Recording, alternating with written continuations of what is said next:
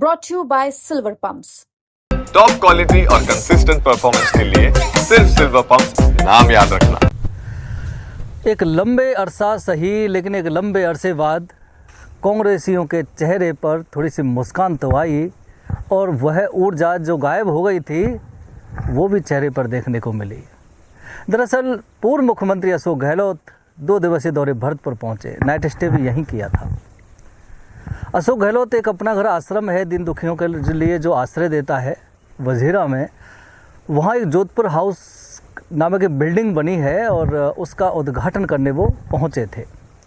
हालांकि वह जो बिल्डिंग है वो काफ़ी समय पहले बन चुकी है, जिसमें कार्य भी चल रहा था, लेकिन उद्घाटन अशोक गहलोत जो पूर्व मुख्यमंत्री उन्होंने आज आकर किया है।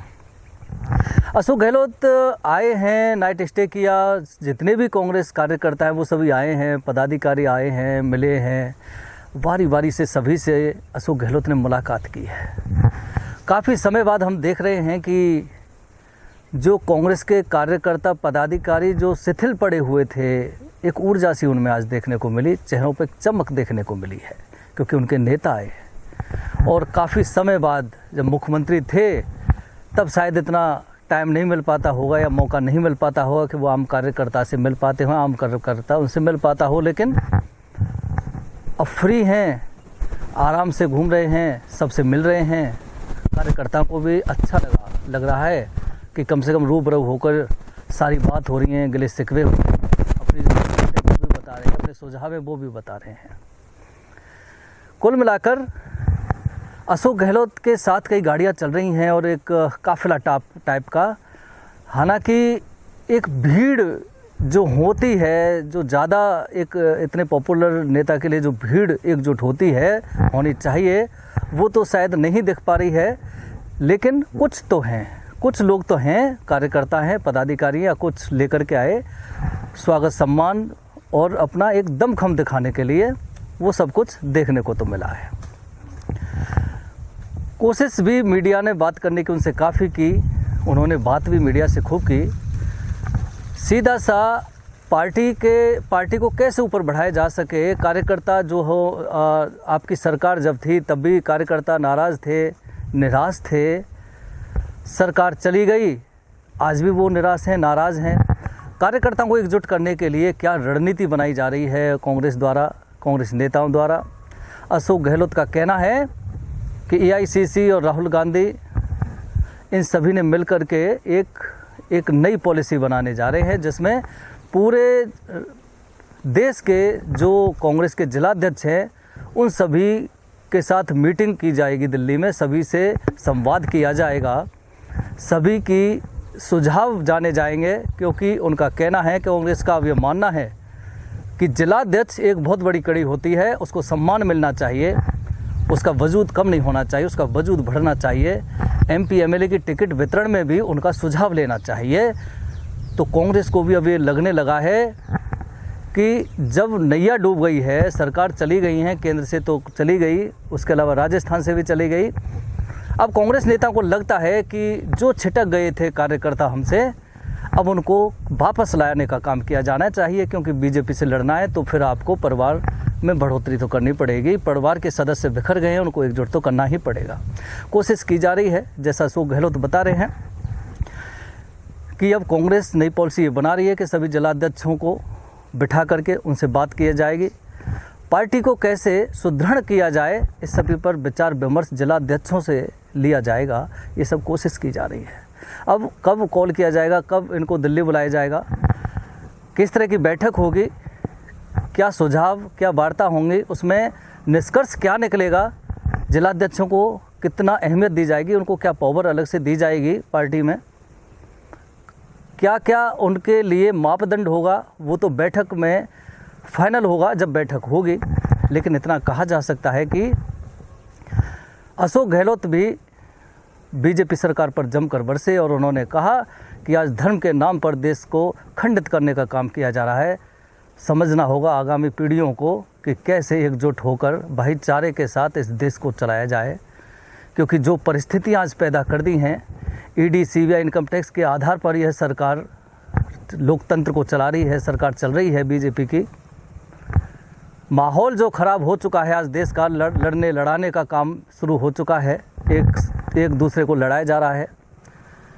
ये कारवां रुकना चाहिए, क्योंकि फ्यूचर में अमन शांति के साथ ही देश आगे बढ़ सकता है, सभी भाईचारे से आगे बढ़ सकते हैं। लड़ाई लड़के कभी कुछ हासिल हो नहीं सकता।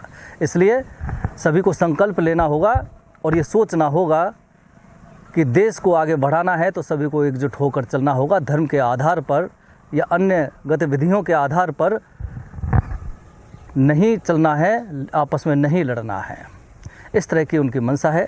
अब ये देश को, जनता को फाइनल करना होगा कि आपको गांधीवादी तरीके से देश को चलाना है या फिर जो आप चला रहे हैं उस आधार पर चलाना है। कुल मिला के कहा जा सकता है कि कुछ ऐसे नेता भी अशोक गहलोत के साथ देखे गए जिनकी वजह से काफ़ी माहौल ख़राब हुआ था। नदबई से उस समय बीएसपी के विधायक रहे थे जोगेंद्र सिंह अवाना, जो बाद में कांग्रेस से भी चुनाव पर टिकट लड़े, चुनाव हार गए।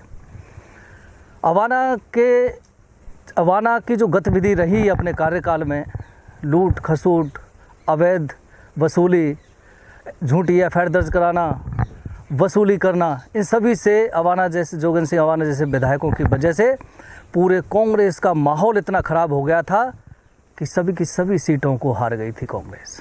एक भरतपुर शहर बच गई थी जो आरएलडी से गठबंधन था।